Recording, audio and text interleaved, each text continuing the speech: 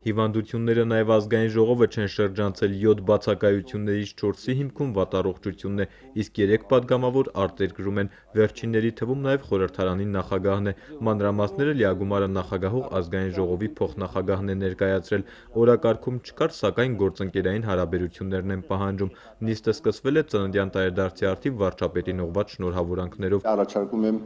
մեր բոլորիս անունից շնորհավորենք պարոն վարչապետին,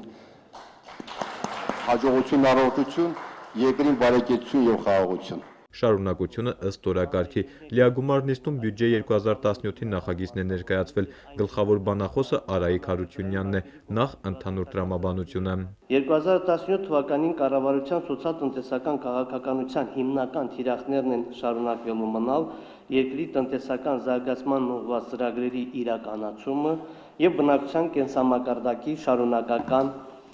բարելավումը։ 2017 թվականին համախառն ներքին արդյունքը նախատեսում են հասցնել 255 միլիարդ դրամի, ապահովելով 8% իրական աճ, ինչը տեղավորվում է կառավարության ստանձնած պարտավորությունների մեջ։ Եկամուտները ընդհանուր առմամբ մոտ 89 միլիարդ դրամ են կազմելու, հարկային եկամուտներում աճը ավելի նկատելի է լինելու։ 2017 թվականի պետական բյուջեի սեփական մուտքերը ծրագրավորել ենք 38 միլիարդ դրամի չափով, այսինքն աճ 2016 թվականի ճշտված պլանի նկատմամբ 8.9%-ով, ավելացվում է 3.1 միլիարդ։ Հարկային եկամուտները պետական բյուջեի նախագծում ծրագրավորվել են 37 միլիարդ դրամի չափով, կամ ընթացիկ տարվա համար ծրագրավորված մուտքերից 5.5 միլիարդ դրամ աճով։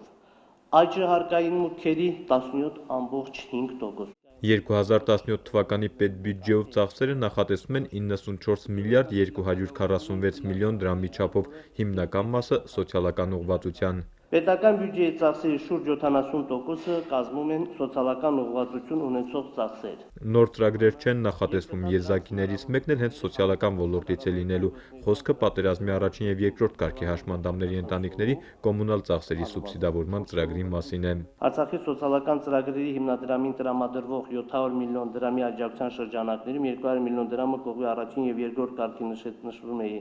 զինվորական հաշմանդամների ընտանիքների կողմից օգտագործող կոմունալ ծառայությունների դիմաց պետական ֆինանսական աջակցության համար։ Աշխատավարձերի թոշակների աճ չի նախատեսվում, 11.7 միլիարդ դրամ կապիտալ շինարարությանը կուղղվի, 900 միլիոն դրամ է ուղղվելու ջրամատակարարման ոլորտին, մոտ 3 անգամ ավելի շատ 2016-ից, կրթության բնագավառին հատկացվող գումարները 650 միլիոն դրամով կավելանան, դրա մեծ մասը Շուշիի տեխնոլոգիական համալսարանի համար է նախատեսվում, մանրամասները ոլորտ առ ոլորտ քննարկվել են հանձնաժողովների եւ խմբակցությունների կազմով հանդիպումների ընթացքում, ընդհանուր առմամբ խորհրդարանականները բյուջեի նախագծի հետ կապված մոտ 7 տասնյակ հարց ու առաջարկ են ուղղել կառավարությանը, կատարված աշխատանքը իմի է բերում ֆինանսա-բյուջետային եւ տնտեսական կառավարման հարցերի մշտական հանձնաժողովի նախագահը։ Ընդհանուր առմամբ ընթացել են շահագրգիռ քննարկումներ։ Պատգամավորների կողմից հնչեցվել են տարբեր հարցադրումներ, որոնց մի մասին տրվել է սպառիչ պատասխաններ, մյուս մասը գրավոր ձևով ներկայացվել է կառավարությանը։ Կառավարությունը ներկայացվել պատգամավորների եւ խմբակցությունների կողմից ներկայացված թվով 69 առաջարկություն։ Կառավարությունում քննարկվել է ազգային ժողովի կանոնակարգ օրենքով սահմանված կարգով ու ժամկետում ազգային ժողովին է ներկայացվել առաջարկությունների վերաբերյալ ամփոփաթերթը։ Արդյունքում ֆինանսա-բյուջետային եւ տնտեսական կառավարման հարցերի մշտական հանձնաժողովը ԼՂ 2017 թվականի պետական բյուջեն համարում է իրատեսական եւ տվել է դրական եզրակացություն։ Պետական եւ ծառայողական գաղտնիք պարունակող ծախսերում էլ վիճահարույց կետեր չկան, վստահեցնում է Ժաննա Գալստյանը։ 2017 թվականի պետական բյուջեի նախագծով նախատեսված պետական եւ ծառայողական գաղտնիք պարունակող ծախսերը հիմնավորված են եւ օրինական։ Բացի դրանից հանձնաժողովի ոլորտին վերաբերվող բոլոր գերատեսչությունները բավարարված են իրենց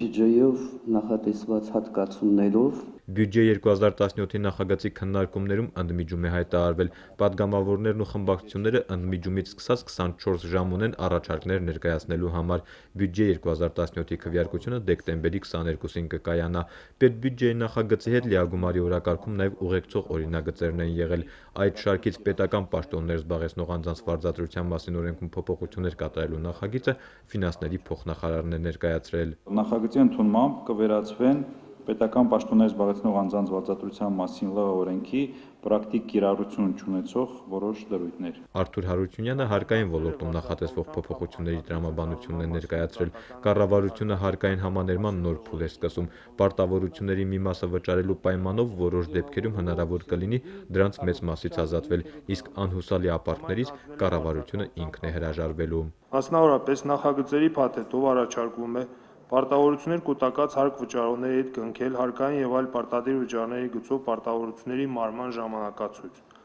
ըստ որի մարումներ կատարելու դեպքում հարկ վճարողները կազատվեն 90% տուժերի եւ մինչեւ 2016 թվականի հունվարի 1-ը ստուգման ակտերով արձանագրված տուգանքների 60%-ի վճարման պարտավորությունից։ Միաժամանակ, եթե հարկ վճարողի պարտավորությունների մասով առկա է օրինական ուժի մեջ մտած դատական ակտ, որը գտնվում է հարկադիր կատարման ընթացքում, ապա հարկ վճարողները կազատվեն նաև կատարողական գործողությունների կատարման ծախսերից։ Օրենքների նախագծերով նախատեսվում է նաև 2009 թվականի հունվարի 1-ից հետո փաստացի գործունեություն չիրականացրած գույք եւ եկամուտներ չունեցող հարկ վճարողներին ամբողջությամբ ազատել պարտավորությունների կատարումից, հաշվի առնելով այդ պարտավորությունների գանձման անհուսալիությունը։ Գլխադասային հանձնաժողովի դրական եզրակացությամբ օրենքների մի մասն ընդունվեցին առաջին ընթերցմամբ։ Հիմնական քվեարկությունը, սակայն, բյուջե 2017-ի նախագծի հետ կլինի։ 2017 թվականի գործունեության տարեկան ծրագրով ազգային ժողով է եկել Վերահսկիչ պալատի նախագահը, շարունակելու են աշխատել նախորդ տարիների տրամաբանությամբ։ 2017 թվականին պլանավորվում է վերահսկողություն իրականացնել քաղաքաշինության, առողջապահության, սոցիալական պաշտպանության, կրթության, շրջակա միջավայրի պաշտպանության ոլորտներում, ընդգրկվելով նոր ուղղություններ։ Վերահսկիչ պալատի կողմից նախատեսվում է վերահսկողություն իրականացնել ԼՂ կառավարության աշխատակազմում պետական բյուջեից հատկացված միջոցների օգտագործման եւ պետական սեփականության կառավարման եւ օգտագործման նկատմամբ։ Առանձին էպիզոդներով հարկային մարմինը Մարտակերտի շրջանի մի քանի համայնքներ, առողջապահական եւ կրթական մի քանի հիմնարկներ եւս կհայտնվեն վերահսկիչի խոշորացույցի տակ։ 22 կողմ քվեներով խորհրդարանը հաստատել է Վերահսկիչ պալատի գալիք տարվա գործունեության ծրագիրը։ Օրակարգի վերջին կետով պատգամավորների հայտարարություններն էին նախատեսված։ Հանդես են եկել պատգամավորներ Հայկ Խանոմյանն ու Էդուարդ Աղաբեկյանը։ Նորայր Հովսեփյան, Միրուժան Հայրապետյան, օր։